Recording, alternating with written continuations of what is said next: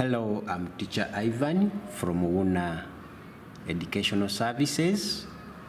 We shall be meeting for indices today, and we shall start with the laws of indices. However, before we continue, I request you to please subscribe to all our YouTube channels. That is Wuuna e-learning platform, Wuuna Kids platform, Wuuna online TV, Wuuna math channel, and Teacher Ivan's online class. Why all these? These are to enable us serve you inadequately with no other demands. We also have TikTok account, that is Wuuna Educational Services. We have Facebook pages and groups where we post revision notes, revision questionnaires, we call up discussions. Please search for our platforms and we make your learning easy. Among the laws of logarithms, our first law is the law that talks about multiplication of the same bases. So how do we multiply same bases? When multiplying same bases, we simply add their powers. That is to say, if I have a power m times a power n, then I'll simply take one of the bases, since they are the same, and add their powers. For instance, if I have 2 to the power 3 times 2 to the power 2, since the bases are the same, I will take one of them and add the powers to get 2 to the power 5. That is law number 1 that talks about multiplication of the same bases. Then law number 2 talks about division. When we are dividing, we simply take one of the bases, since they are the same, and then and subtract the second power from the first power. That is to say, we shall have a power m minus n. That is division. Then someone would be expecting a law on addition and subtraction. Those don't have laws. Actually, when we are subtracting or adding bases of different powers, they are unknowns, so they are not the same. We treat them as unknowns in addition and the subtraction. For instance, if I had 2 to the power 3 plus 2 to the power 2, they are not equal and we cannot add them. They are unknowns. So that is what we have for addition and subtraction. Otherwise, the laws talk about majorly multiplication and division. Our third law talks about more than 2 powers of the same base. For instance, I have a to the power m to the power n. So when I have more than one when I have more than one power on the same base, I will simply multiply the powers. That is to say, I'll end up with a to the power mn.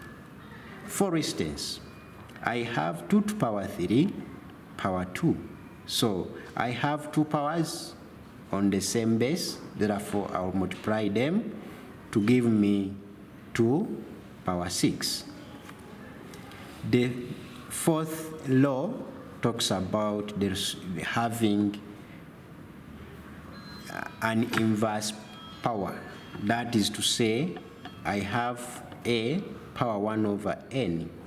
So whenever I have such a power, then that implies that it is the nth root of a. So a to the power 1 over n is nth root of a. For instance, if I have 8 to the power 1 over 3, that is the cube root. If I had 4 to the power 1 over 2, it could be the square root. If it is 5 to the power 1 over 4, it is the fourth root. Hope we are together when it comes to such powers. Then number 5 we have a power 0. Whenever we have a power 0, that it gives us 1. For instance, 2 to power 0 is 1, 5 power 0 is 1, 100 power 0 is 1.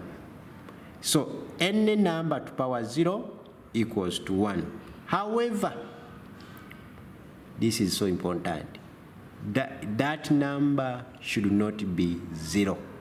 So if 0 power 0 is not 1, then what is the answer of 0 power 0? Because this 0 has a condition. Any number to power 0 equals to 1, provided that number is not equal to 0. Then my question to you is, what is 0 power 0? Please, I would love to know your opinions by commenting with your answer. I will be waiting for that. Thank you. Then law number 6. Law number 6 shows us how we deal with negative powers. That is to say, we have a power negative n. So that gives us 1 over a power n. So whenever we have a negative power, we shall take the reciprocal of the base power the given power. So for instance, we have 2 to power negative 3. That gives us 1 over 2 power 3. That is how we deal with the negative powers. Then number 7. Number 7 is where we have fractional powers. That is to say, we have a power m over n. So in our fractional power, the denominator becomes the root, and the numerator becomes the power. So that gives us the nth root of a power m. For instance, we have 2 power 3 over 2. So the denominator gives us the root, that is the square root of 2 power 3. That is our law number 7. And finally, our last law for today is talking about 1 as the power. For instance, if we have a to power 1, that gives us a. And therefore, we realize that any number to power 1 is that very number. For instance, we have 5 power 1 giving us 5. 2 power 1 gives us 2. So that has been laws of indices. So please don't forget to subscribe, hit the bell so that you get notified whenever we have new videos for you.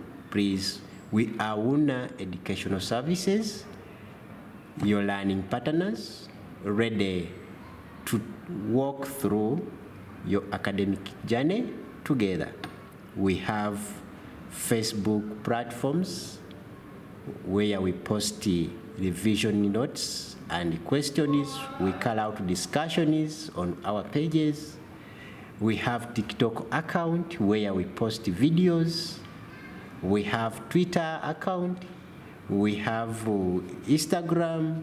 We have WhatsApp groups for discussions, among others. Please just join our e-learning platforms so that we learn together and enjoy together. Otherwise, don't forget to subscribe to all our YouTube channels. Thank you. See you next time.